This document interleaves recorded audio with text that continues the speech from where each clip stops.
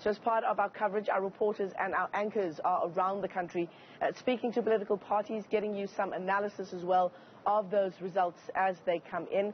Our senior politics reporter ZiyandaNgcobo joins us now from the floor of the IEC's Results Operations Centre. She's in conversation with Wouter Wessels from the Freedom Front Plus. Ziyanda. Very good morning to you, Michelle. Well, indeed, it's that stage where political parties are engaging in some sort of horse trading, isn't it?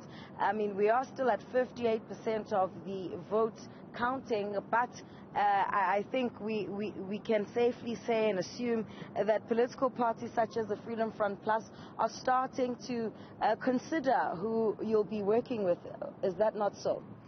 Yes, well, in certain metros we still need a lot of the results to see what the entire picture looks like, because that will, it can be a one-seat difference between who will form a majority and who will not. Tshwane is still coming in, and I think that's the most interesting one, and where hopefully some parties can form a coalition where we will be part of, and we're looking at, for instance, a stable coalition where there's a formal agreement between 3 or 4 parties that forms a majority, and we'll have to watch the board today to see if that can become a reality. Is there or are there any particular political parties that the Freedom Front Plus is just simply not willing to work with? Well, I think it's very clear that South Africans in this election are dissatisfied with the ruling party in their municipalities, in especially the north of the country. And they did not go out to vote because of that dissatisfaction. That's why there's a lower voters turnout, and they voted for a different political party.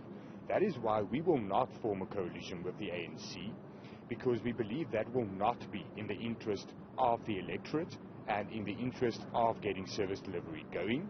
And we will not be responsible to give the ANC another chance. So that is a no-no.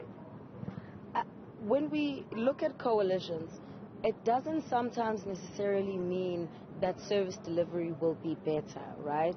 So how are you as the Freedom Front Plus going to ensure, especially for your constituency and the people who voted for you, that the agreements that you enter into will actually yield the intended results? In other words, what kind of criterion or factors are going to be non-negotiable when entering into these coalitions? Well, firstly, one of the biggest mistakes made when you negotiate a coalition is to only look at positions.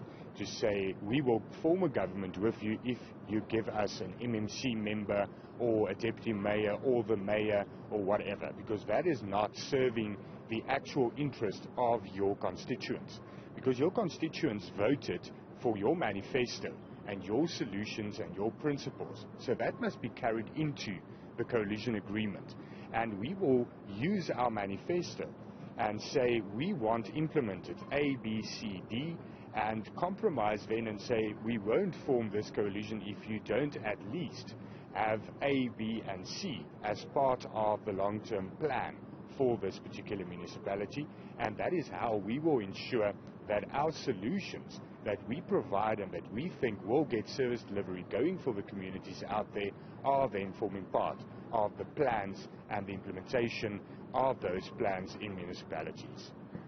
You, as the Freedom Front Plus, have managed to take hold and control of some formerly DA-run wards. You've also made inroads in areas that you previously didn't exist.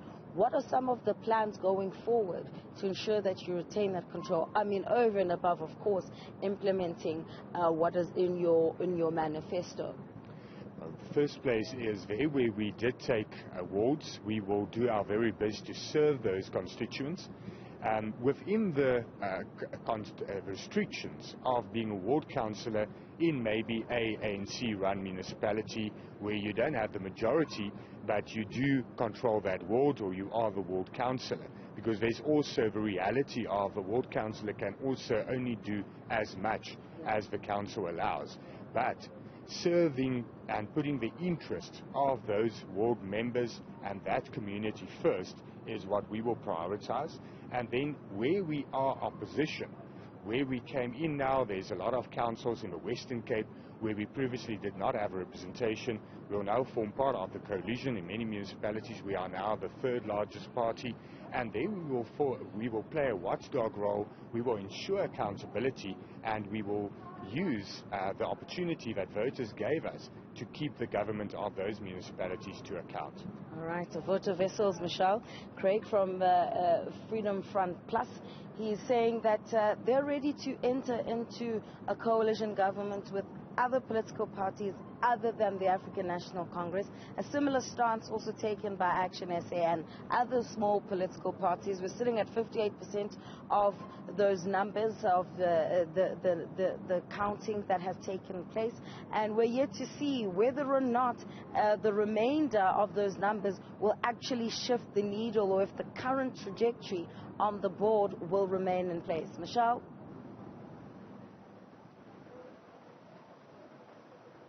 Yeah, absolutely, Ziyan. That's very interesting indeed to see the performance of the Freedom Front Plus and the gains it's made.